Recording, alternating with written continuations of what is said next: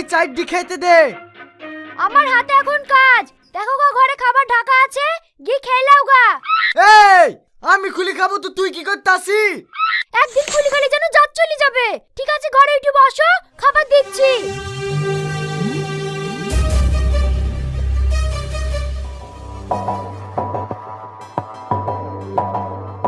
এই ডিম কেন রে? মাংস রাখতে পারিসনি? মাংস তুমি লেসে দিয়েছো, তাই রাখবো। কেন বাড়িতে চাকর আছে, বাজার থেকে মাংস লেসতে বলবি? শফিকের বউ দেখে দেখ গা, বাজার থেকে ভালো মন্দ বাজার করে লেসি স্বামীকে কত যত্ন করে খাওয়ায়। ওই হইলো মেয়ে, যে পাবে তার জীবন ধন্য হয়ে যাবে। তাহলে ওই রকম মেয়েকে বি করবা, আমাকে বি করিছো কেন? যারে দিছি মন গেলে খাও, না হলে উঠি যাও। এত বড় অপমান আর তো সহ্য করে গেল না।